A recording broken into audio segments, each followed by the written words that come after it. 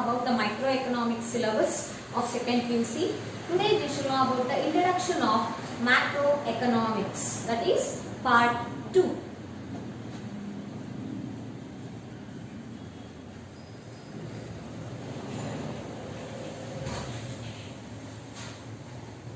Even in macroeconomics, we will be studying about 6 chapters. Okay, let us know one by one.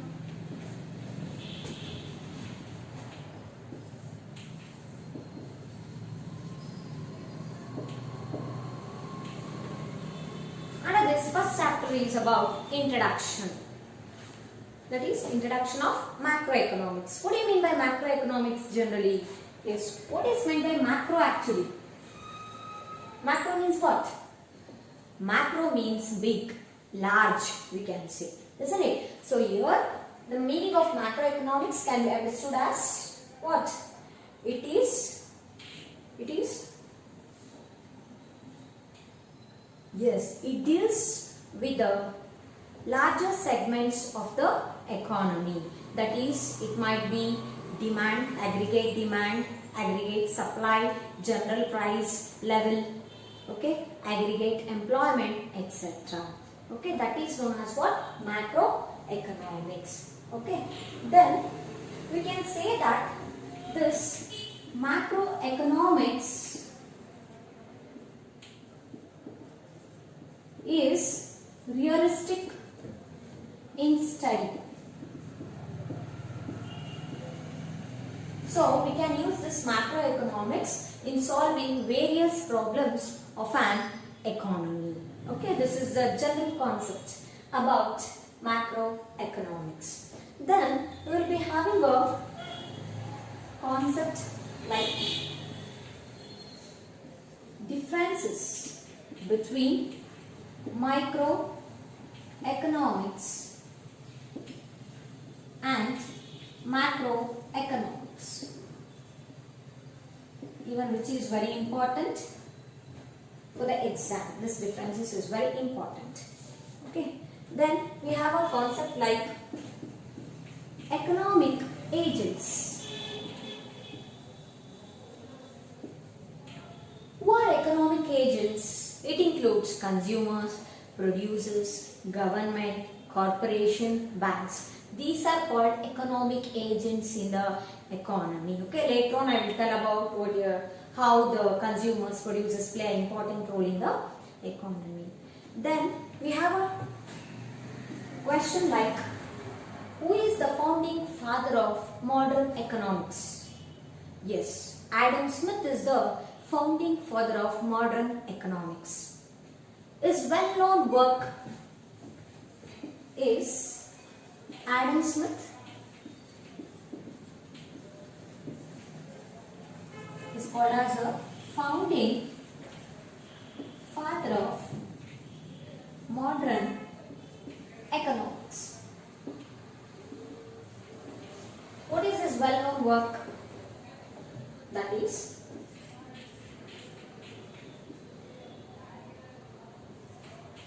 an inquiry into the nature and cause of wealth of nations. He has given a clear explanation about this, that is an inquiry into the nature and cause of wealth of nation. Then we have another concept like,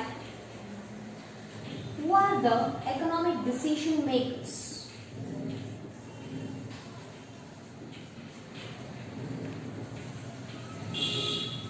Who are the economic decision makers? They are nothing but the economic agents. Now you have to tell me the answer. What economic agents here? I told you already. Yes, it is consumers,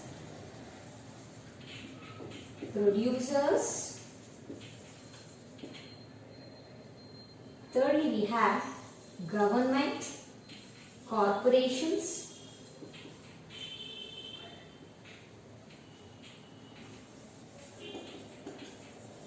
banks, etc. Then call them as economic decision makers. Because see, consumer is the one who decide what and how much to consume. Then producer.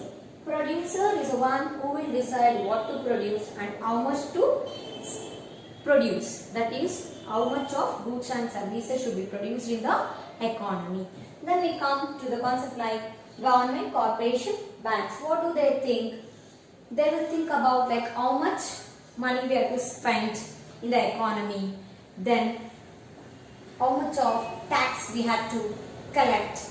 Okay. Then the bank will be thinking like, what is the interest rate I should charge for the customer in the society. Okay, when we are giving a loan for the customer like that. So this is about the economic decision makers.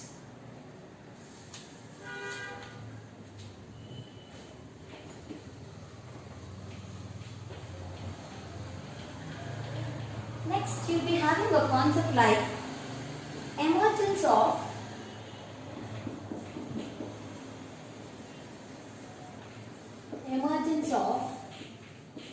macroeconomics. Emergence of macroeconomics.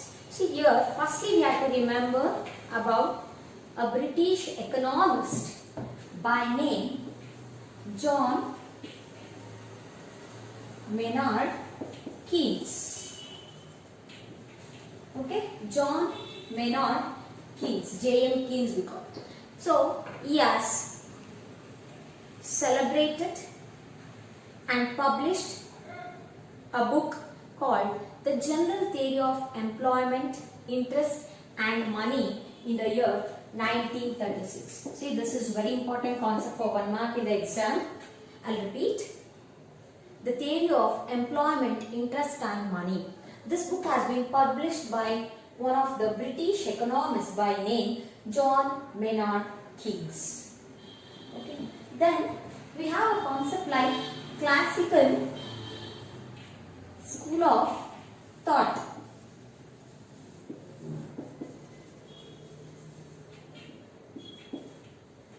What does it say? What do you mean by that? It says that all the laborers who are ready to work will get employment, and the factories will be working according to their full capacity. That is known as what? A classical school of thought. I will repeat. All the laborers who are ready to work will get the employment, and all the factories will be working at full capacity. Okay, that is known as what? Classical school of thought. Then we have to remember one of the very important year, that is 1929. Why? Means it is called as a year of Great Depression. Very important for 1 mark in the exam. Year of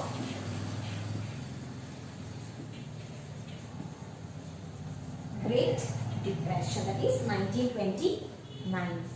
Then you will be knowing about the working of capitalistic economy. Working of capitalistic economy. Thereby we will come to know like what is capitalist economy.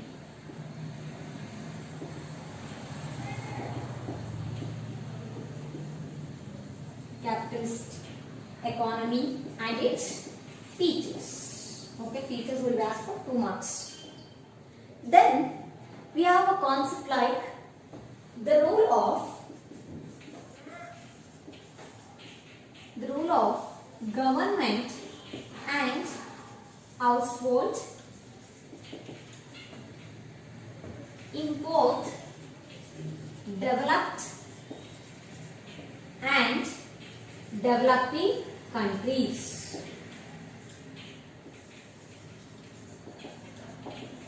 Means here you will know about the role and importance of both government and household, that is in two countries, that is one is developed and another one is developing countries. Okay, and at the last in this chapter we will be having a topic like trade in external sector.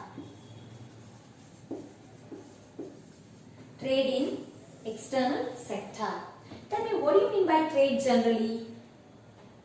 Yes, trade means what? Buying and selling of goods and services among the people or among the nations. That is among the countries. That can be termed as what? Trading. Isn't it? So this can be understood in two modes. One is export and another one is import. You already know about this concept, isn't it? Export. What do you mean by export? When the domestic country is going to sell its goods and services for the rest of the world, that can be termed as what? Export. That is when our Indian goods and services can be sold in the other foreign countries. That is known as what? Export. Then import means what? When the domestic country can buy the goods and services from the rest of the world, can be called as import. That is, our country can purchase the goods and services from other foreign country. Then that can be termed as what? Import. Okay. So totally we can say that this first chapter, that is introduction chapter, from this chapter you will be getting totally 6 marks questions for the exam. So first chapter, that is introduction of macroeconomics. From this chapter you can expect 6 marks question in the exam. This is about the concept what we will be studying in first chapter. Understood? Okay. Now let us move on to the second chapter of macroeconomics.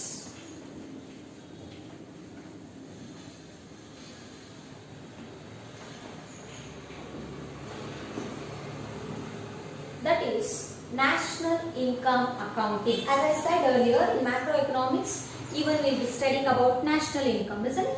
So that is the second chapter now. That is national income accounting.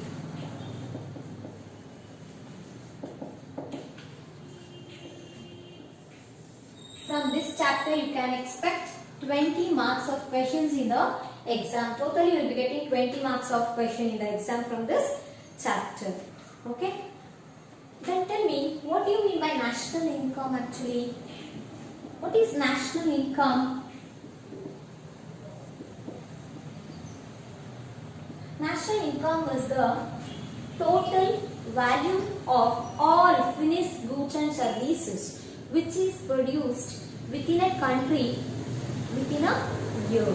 Okay, within a year how much of total finished goods and services we are going to produce, no? That total value can be considered as what? National income.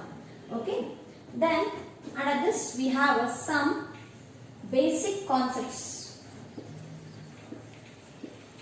of macroeconomics. Okay. Under this, firstly we have final goods.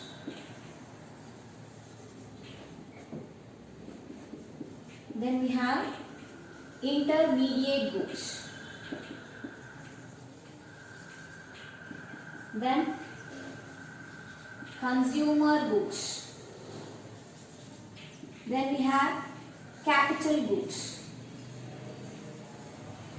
etc. Okay.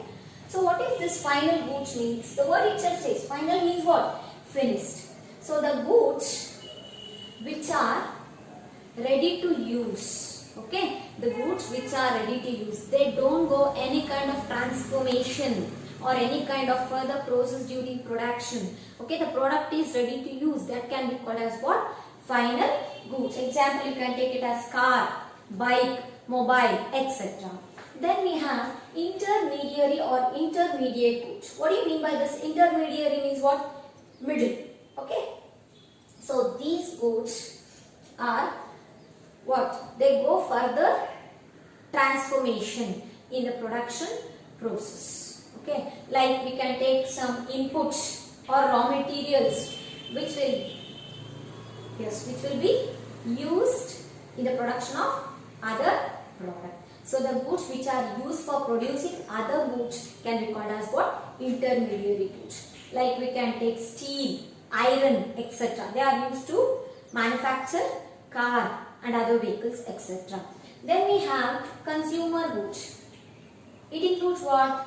The goods like food, clothing, etc. Okay, which are used, which are purchased and used by a consumer. That is known as consumer goods. Then we have a capital goods, which are used in the production of some other goods like machinery, tools, trucks, etc. That is known as what? Capital goods. Even it's important for 1 mark, okay, in the exam. Then we'll be having a concept like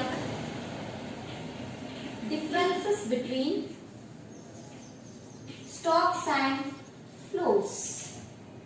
What is stock? What is flow in a simple way? Stock can be measured at a particular point of time, whereas flows can be measured over a period of time. Further differences you will be knowing in the next upcoming classes. Next, we will be knowing about the concept of depreciation. Okay. Then we have a concept like circular flow of income in the economy. This is very important concept from the exam point of view. Then you have the methods of calculating national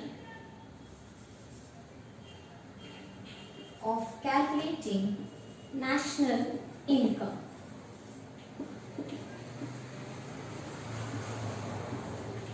Under this we have 3 methods. One is product method, second one is expenditure method, and the third one is income method. Income method. Okay. Next, you will be knowing about the inventory concept.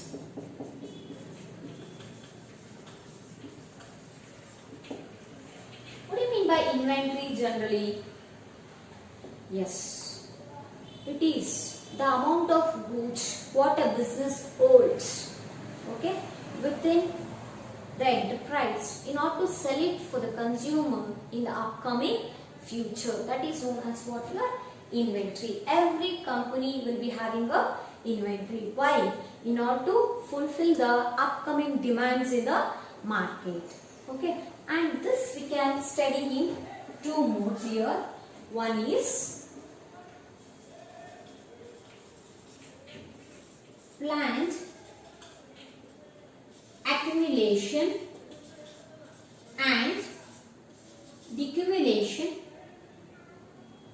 Planned accumulation and decumulation of inventory, and another one is unplanned accumulation and decumulation of inventory.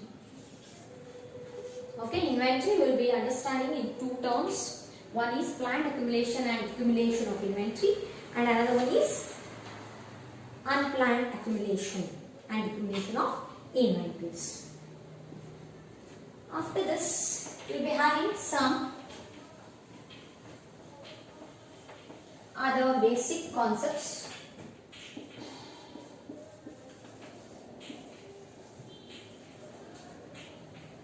Some other basic concepts. Okay, like GDP, GNP, NDP, NNP,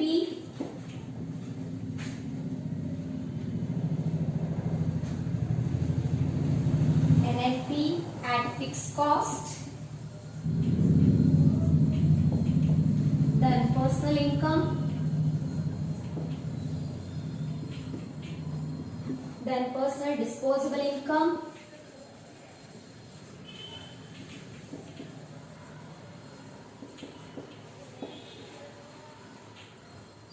personal disposable income. First, let us, what is this GDP means? It stands for what? What is the expansion of GDP? Gross domestic product. What do you mean by this? It is the total value of final, finished goods and services which is produced within a country within a year can be called as what? GDP. Okay. Then further you will be knowing about GNP, gross national product, national domestic product, net national product at fixed cost, then personal income, personal disposable income in upcoming classes. Then you will be knowing about nominal and real GDP. Nominal and real GDP. Then we have a concept like GDP and welfare.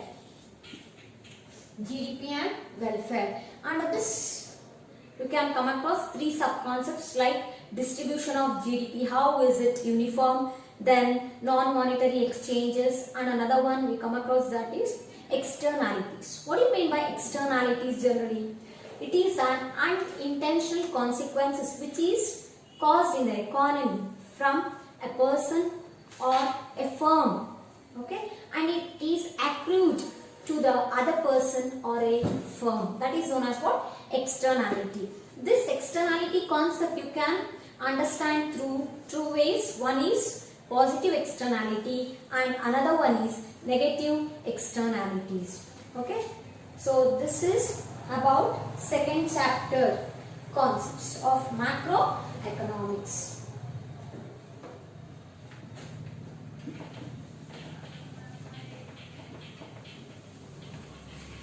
Next we will move on to the third chapter, that is money and supply.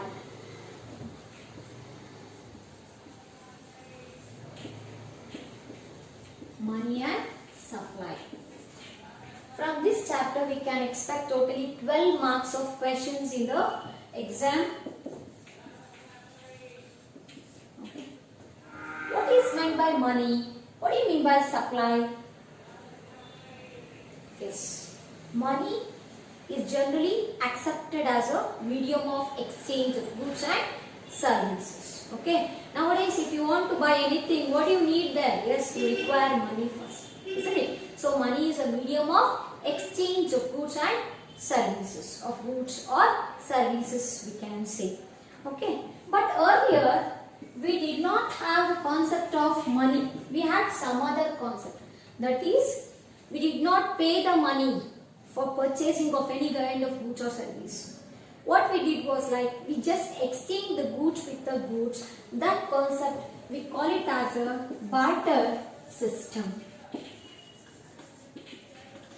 Barter system is direct exchange of goods for the goods. Okay. Then you have the topic like functions of money.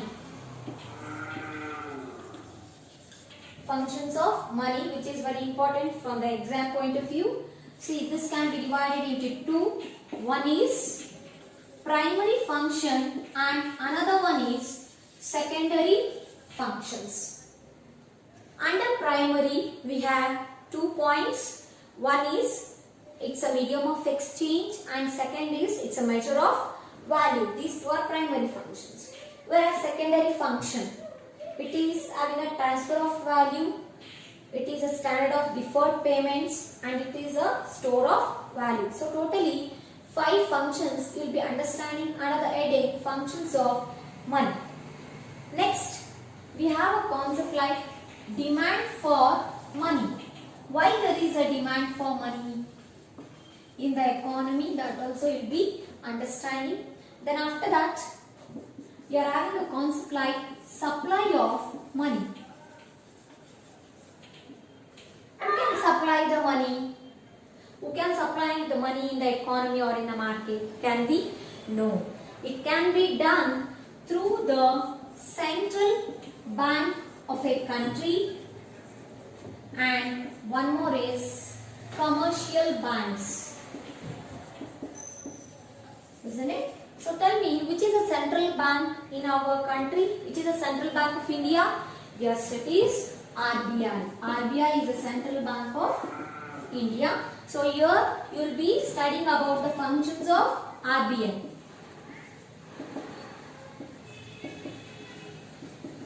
Like it is the bankers to the bank. Okay, etc. Then this is about supply of money. In this commercial banks, you will be understanding how the process of deposits and loan creation happen in the society. Okay, about that concept you will be knowing here. Then we have a topic like money creation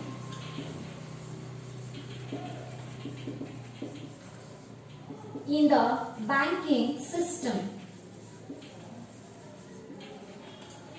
How money is created in the banking system, even that we will be studying under this chapter.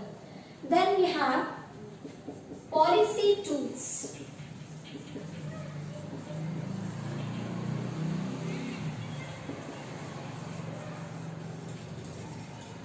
Of central policy tools to control money supply.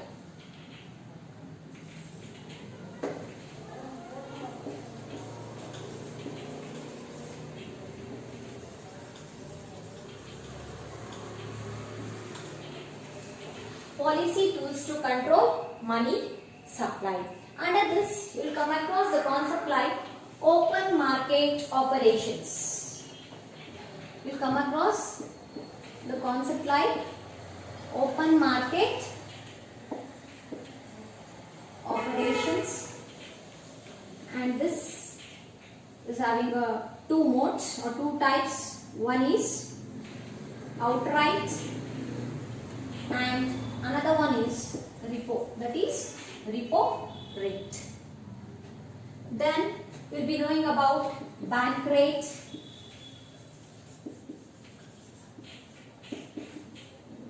then we will be knowing about demand and supply for money, demand and supply for money. This we can understand with the help of two motives. One is transaction motive and another one is speculative motive.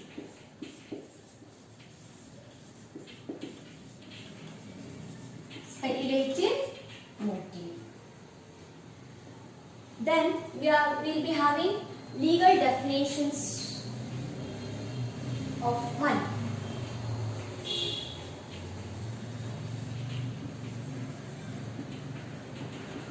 Legal definitions of money, that is in terms of narrow and broad money. Narrow and broad money. See, RBI has given the different four alternative measures of money. One is M1, M2, M3 and M4. The money supply can be done through the four modes. This concept has been given by RBI, that is M1, M2, M3 and M4. This M1, M2 are known as narrow money. M3 and M4 can be called as broad money. Actual meaning and formulas, everything you will be knowing it in the next classes. At the last, we have a concept like very interesting topic, that is demonetization. Demonetization. What do you mean by demonetization? The withdrawal of old currency, that is coins and notes, from the government, okay, as a legal tender can be called as what? Demonetization. Has it happened in India? Yes. Our government has taken a measure to withdraw the old currency notes like rupees 500 and rupees 1000 during November 2016.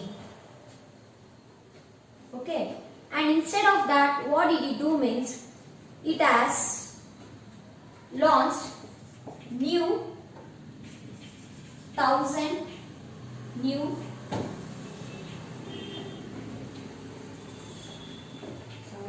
new 500 and 2000 currency.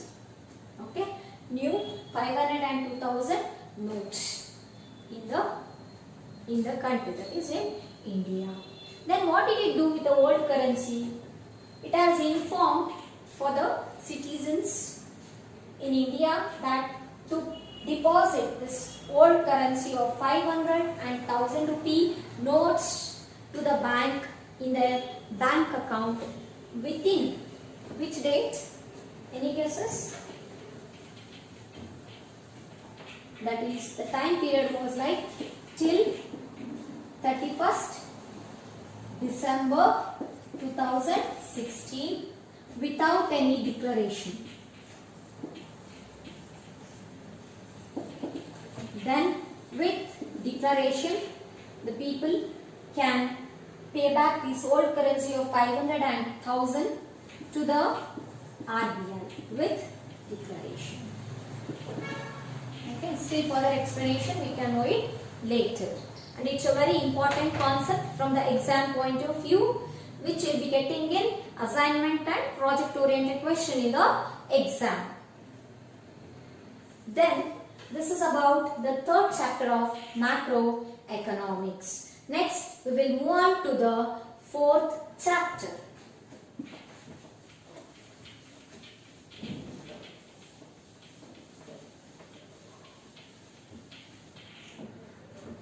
Chapter 4 is determination of income and employment. Determination of income and employment. See, in this chapter we will know about the determination of national income by having the two assumptions that there is a fixed price of final goods in the market, and one more is there is a constant rate of interest in the economy. Okay, so firstly we have a concept like aggregate demand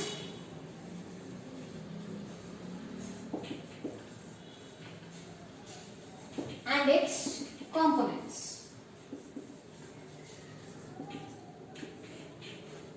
What do you mean by aggregate demand? Aggregate demand means the total demand that is created in the market. So this you can understand with the help of two functions.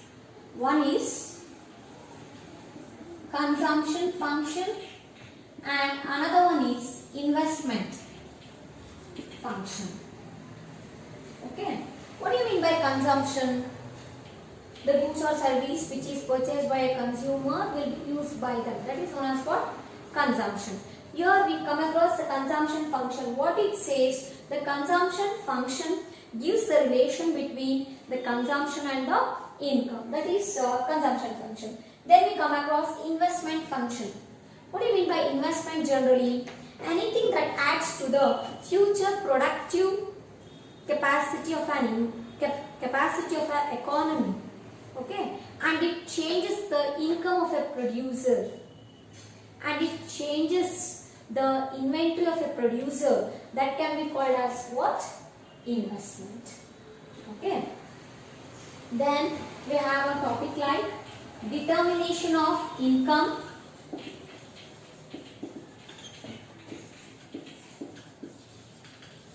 in two-sector model. In two-sector model. Then you have a topic like determination of equilibrium income. Determination of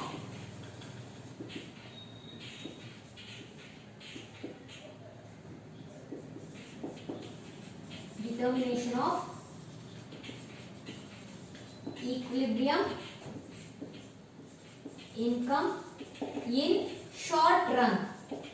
As I said earlier, in the short run, even a single input cannot be varied. All the things remains constant. So at that time, how you can determine the equilibrium income, that will be understanding it later. Then after this, we will be having a graphical representation of consumption function and investment function. Okay. Then after that, we will be having a graphical representation of aggregate demand, then supply side of macroeconomic equilibrium, then effect on autonomous change in aggregate demand on income and output. Okay, then we'll be having other important concept like multiplier mechanism. What do you mean by multiplier? It is the ratio of total change in income to the total change in investment. It is the ratio of total change in the income to the total change in investment. We can represent that in this way. That is K is equal to delta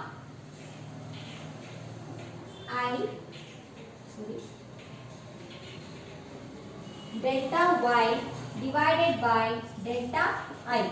Delta Y represents increase in income. Delta I represents increase in investment. K is the multiplier.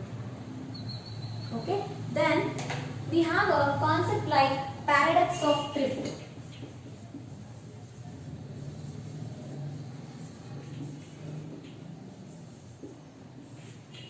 Then after that, excess demand and deficient demand.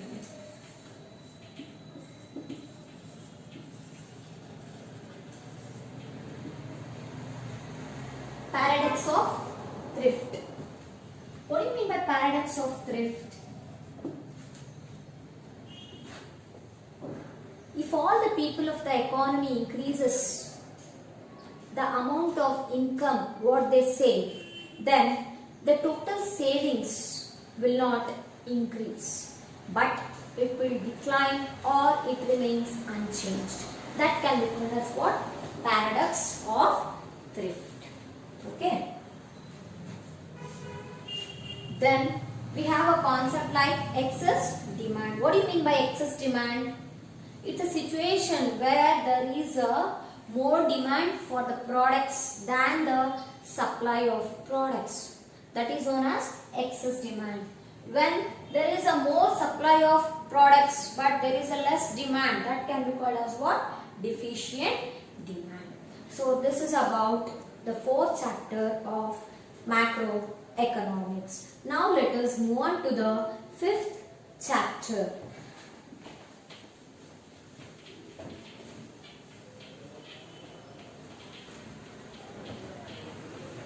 Fifth chapter is about government budget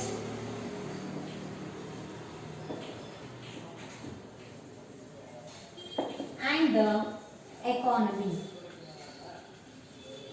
Government budget and the economy. First, let us talk about something about economy. Okay, tell me what type of economy is existing in India? Yes, it is a mixed economy. Isn't it? Mixed economy. What do you mean by mixed economy? When there is the existence of both private sector and the government, that is the production activities and servicing activity has been taken place by both private and government. Then that is known as what? Mixed economy. That is what it is there in our country. Then let us know about the concept like what is budget. What do you mean by budget? It is an estimation of revenue and expenditure. Okay, that is known as what? Budget. Then what do you mean by government budget actually? Government budget means it's a statement prepared by the government which shows the anticipated revenue and proposed spending of a country for a financial year, for upcoming financial year. That can be called as what? Government budget. Next, you will come to know about the two concepts like revenue budget and capital budget. Okay, what do you mean by revenue budget? It includes the revenue receipts and expenditure. Whereas capital budget means it consists of capital receipts and payments. Then we will be having the objectives of government budget.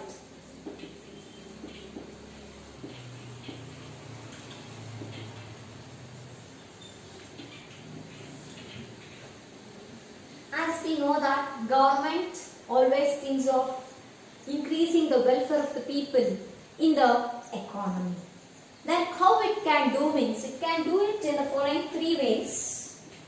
Okay, that is allocation function,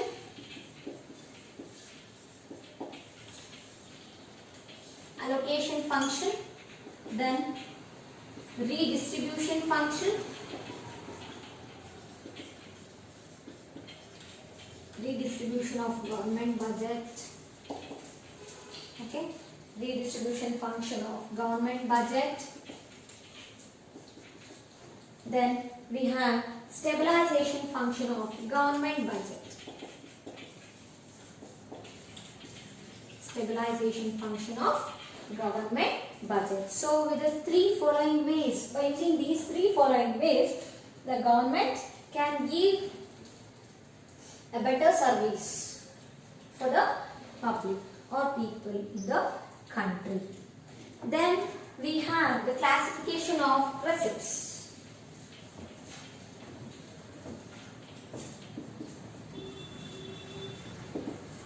Classification of receipts. This can be divided into two types. One is revenue receipts and capital receipts. After that, you will be knowing about the components of government budget, which is important for 4 marks in the exam.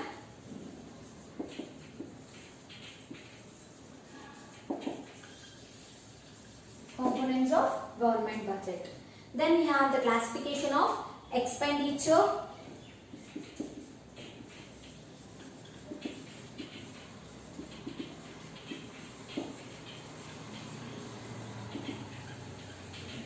That is revenue expenditure, and one more is capital expenditure. Then we come across the types of budget. Types of budget. See, in this we come across three concepts. One is balanced budget. Next one is surplus budget. Another one is deficit budget. What do you mean by balanced budget? When the government spending and the revenue or the income is same, that is balanced budget. Means the spending and the expenditure are equal in the government. That type of situation, we can call that as what? Balanced budget. When the tax collection is more, that is the revenue is more than the expenditure, then that is known as what? Surplus budget. Deficit budget means what? The expenditure is more than the revenue, then that situation can be called as deficit budget. Next, we have the measures of government deficit. Then you will be knowing the topic of measures of government deficit. Government deficit. Under this, we come across revenue deficit. Revenue deficit.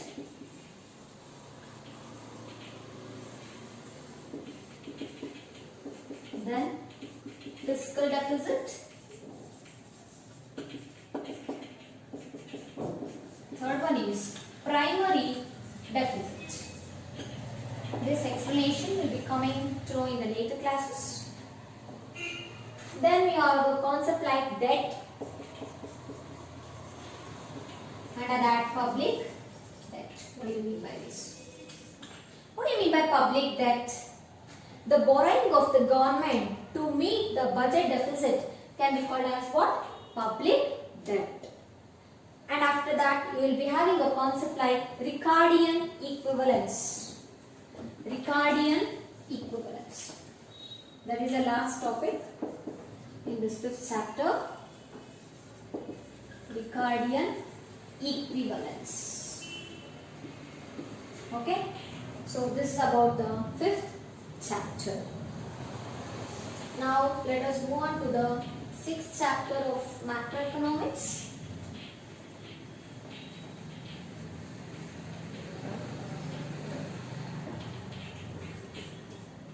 That is open economy, macroeconomics. What do you mean by open economy?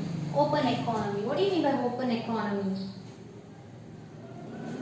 Firstly, let you know about what? Open economy. What do you mean by open economy? An economy where the economic relations are there with the other country, that can be called as what? Open economy. Okay. Nowadays, we have most of the economies in the world as open economy. Why it has happened? It has happened due to the LPG policy, we can say, that is due to the liberalization, privatization and globalization. This open economy is existing on a large scale. Okay.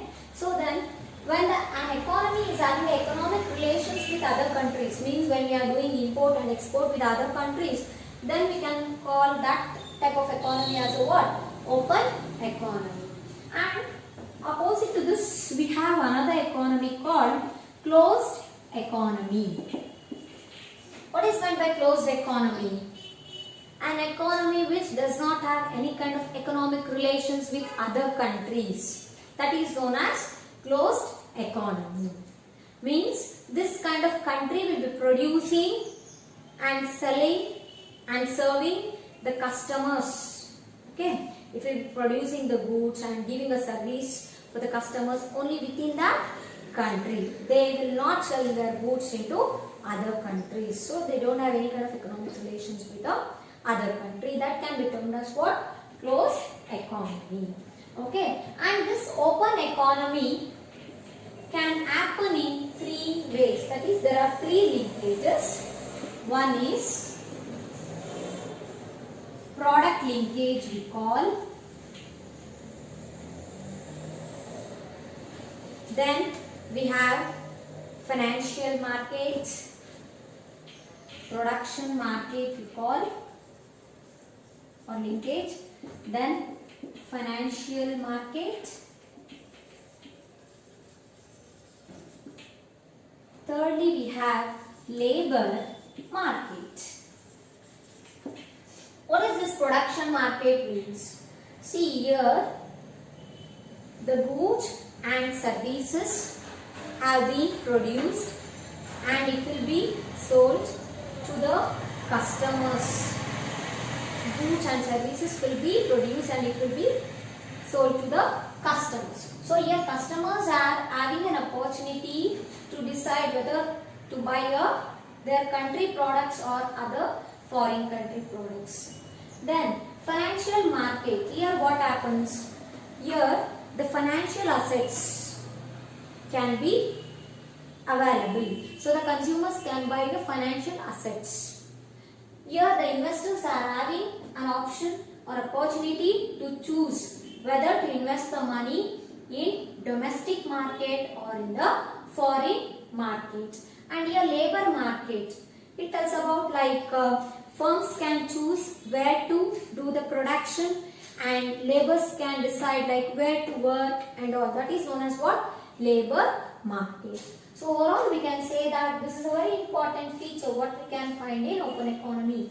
That is, we can go for foreign products and we can use it. Okay. Then we have the concept like balance of payments.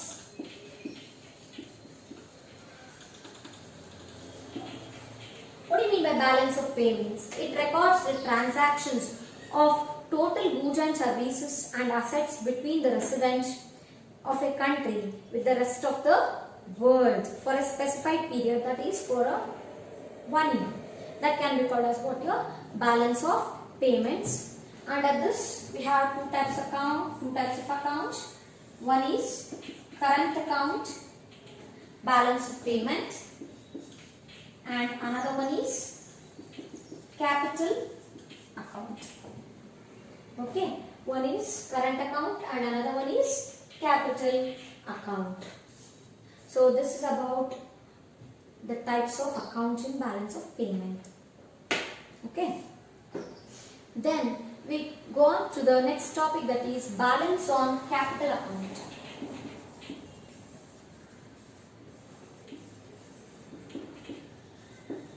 Balance on capital. What do you mean by balance on capital account?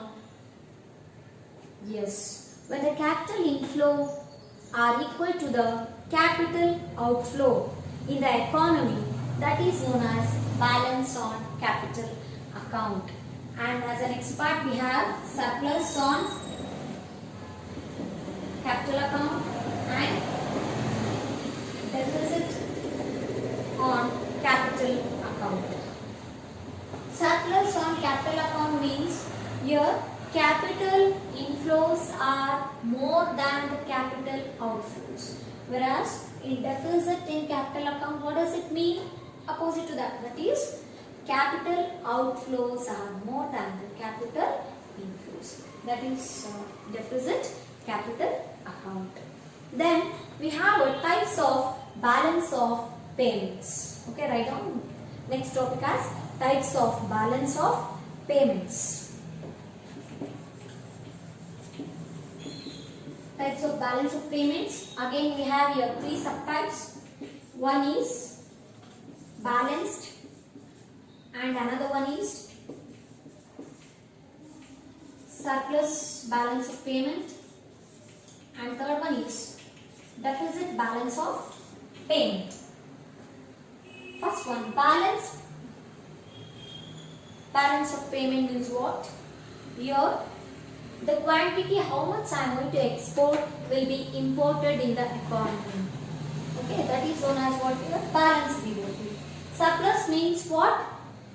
More export is happening in the country. The quantity of exported goods are more than the imported goods. Okay. Your deficit means what?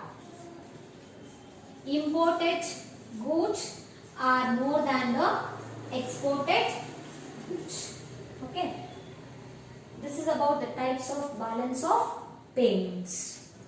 Next, we can come across other topic like autonomous and accommodating transactions.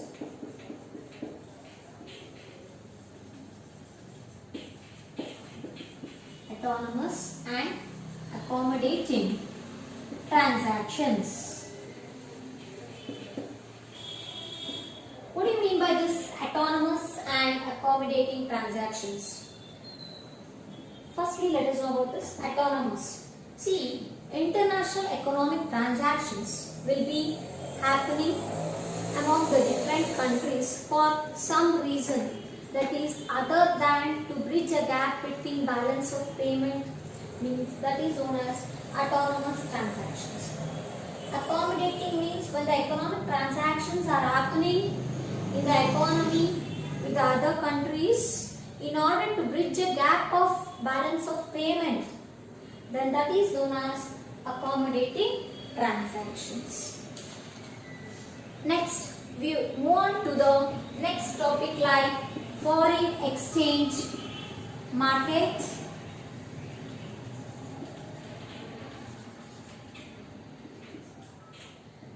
after that foreign exchange rate, that is forex rate we call, then determination of exchange rate.